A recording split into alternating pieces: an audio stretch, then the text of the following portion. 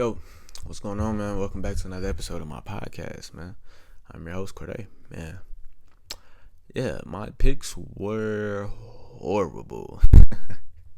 Before we even get to that, man, I got these new Sabrina joints. We had these up at my job, man. I had to cop these right here, man. Let me know what y'all think of these, though. But yeah, man, I bought these as soon as I seen them, honestly. So I had to cop those. Got the Currys over there. I talked about those before, but just in case y'all want to look at them again, here they is. And yeah, we're gonna get into these horrible picks I made because yeah, it was interesting, man. To start, Florida handled Maryland. Will Richard 15 points. Derek Queen had 27. I'll keep these quick because I don't want to get into the Final Four predictions. So, but yeah, Florida pulled out this dub. I don't think I watched this game, honestly. Jacoby Gillespie had 17, Rodney Rice with 12, Julian Reese with 12. Their main guys did their job, but it just wasn't enough.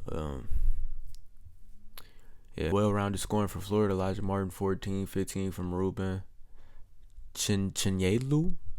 6 from Alex Condon, 13 from Thomas Hogg off the bench.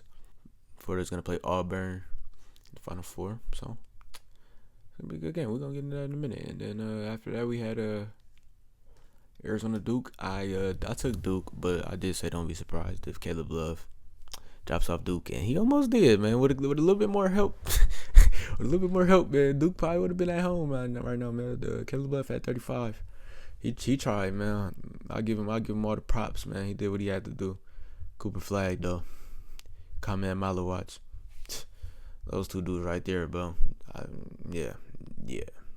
It's really hard for other guys to get involved when those are the two dudes they got to score on in the paint. So you can't really just knock Arizona's players. But Jaden Bradley had 15, 13 from Henry Vassar off the bench. But yeah, some of the guys couldn't really get any offense going outside of literally the three guys I just named, but Duke has defense, dog. I mean, Concanippo had 20 points, 16 from Sion James, 13 from Malowatch with 6 boards and 4 blocks. Like, the kid is crazy good, dude. Like, I could see him being like a top big in the NBA in like the next 5 to 7 years, like top 5 big. And yeah, man, Duke has some really good defense. And yeah, Arizona couldn't get it done. Came up short. Next was BYU Bama. I expected this game to be a little more closer down the stretch, but it was not because Alabama decided they weren't going to miss a 3-pointer. I think they made 25. Yeah, you're not winning when the team's making 25 threes as a whole. That's not fair. And I think like they were all between like 3 players at that. Mark Sears had 34. I watched this one.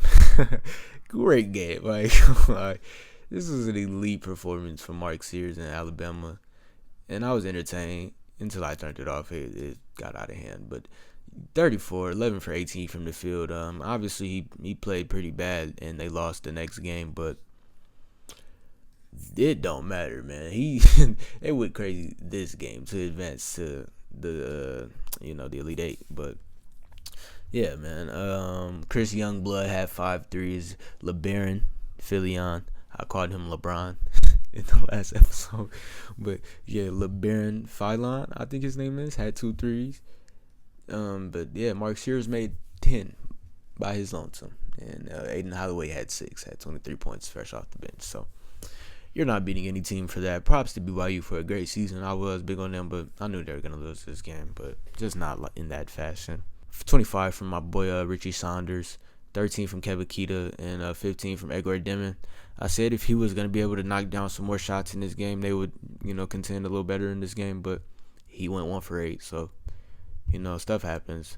10 points from Trevin Neal, and yeah, Trevin Neal, or however you pronounce his last name, and they came up short.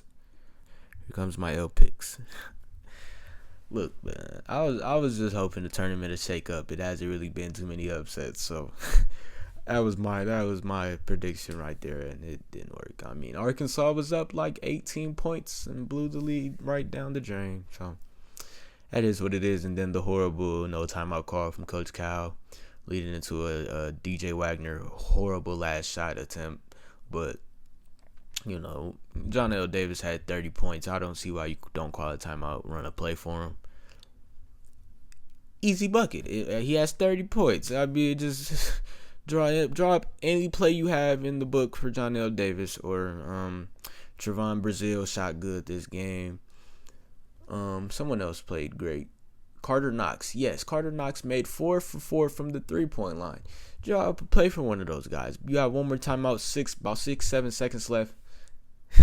About 6-7 seconds left, and you don't call a timeout, and you leave the ball in DJ Wagner's hands, who had a clutch bucket before that play, but he only had 13 points, 5 for 14 from the field, not too hot, but he's more like their play starter. He starts the plays, he swings the rock, he back cuts, one of those type of guys, and I just don't think you live with him taking that last shot. And Texas Tech, boy, they had a horrible first half, but they came through and shot the lights out in that overtime period. Darian Williams, dog. He's a dog. 20 points. Only hit 1-3 before the clutch dagger one to go to OT. Only hit 1-3 before that. And then JT Toppin, whole overtime, just work. Post hooks and ones. Big man work. The easy stuff. 20 points from him as well. And then Christian Anderson had 22 as well. So this was a good game, bro. I'm disappointed Arkansas lost, but nonetheless, great hoops right here. This game is kind of like the epitome of March Madness, if you ask me. It's like this high-octane basketball goes down to the wire. Clutch shots, team blows a big lead. The storyline. So, great game right there. Michigan State just barely got past Ole Miss. I didn't watch too much of this game. I think I fell asleep, honestly. I had some technical difficulties going on in my homie Josh's house, so we were trying to get the game to pull up on the TV, and it was saying something with the provider. So I missed this game, and I want to say I missed a little bit of the Kentucky-Tennessee game as well. But, yeah, Michigan State just barely got that win. Jace Richardson led the team with 20 points. Sean Badula did everything he could to get that win. But, 24 points, and they lost by 3. And then here goes my other 2 L's. We got Purdue and Houston.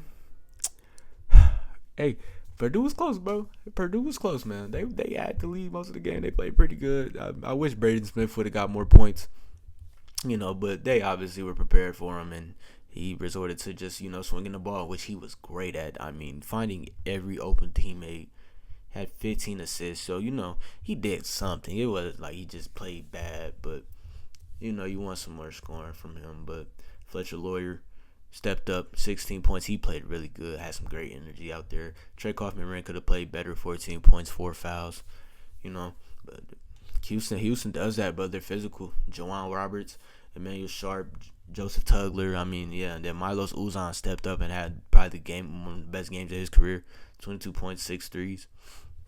He couldn't miss. I mean, and they were letting him shoot, so it was like, sure, wasn't missing. And, yeah, he stepped up for LJ Cryer, who played bad this game, 2 for 13, 5 points. But when Uzan was playing how he's playing, you'll be all right, man. And he just barely got them this win right here. Get your jokes in. I said give me Michigan. And, yeah. They pulled a Creighton, honestly. I mean, Auburn locked in.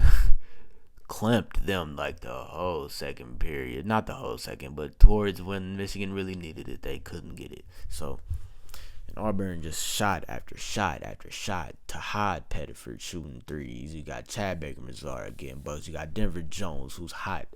He gets hot at least once every game, dog, and it's a hot. He made 4 threes, 7 for 13 from the field. Janai Broom got hurt, came back, drained a 3, fouled out, had 22 points, 16 boards. This Auburn team is nasty, bro. I'm done going against him too. By the way, I learned my lesson. So, because I got bad luck, so I'll just go for Auburn and then they'll lose. So, the Denny Wolf played amazing. High energy again. A lot of dunks, threes. He had 20 points. Stepped up for Vlad Golden, only had 10, and Trey Donaldson only had 5.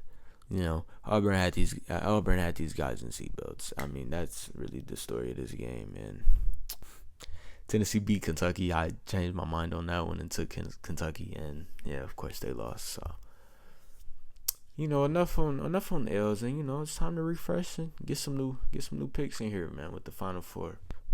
So for the first game, we got Auburn versus Florida. I'm taking Auburn, bro. I think Auburn is going to the Natty to play Duke, bro. I like a Florida Duke Natty as well, but obviously I got Duke coming out from Houston. If you couldn't tell, but I got Auburn. I think Auburn is going to beat Florida. Once again, it'll just come down to defense because both of these teams can score. We've seen that with Florida versus Texas Tech. That was a great game. We got then you saw Auburn do it versus Michigan State, Michigan, and just getting buckets all over the place. But overall, I think Auburn will get it done, man. I've seen a lot, and I've been hating on Auburn, but I'm giving they flowers, and I think they beat Florida to go to the Natty.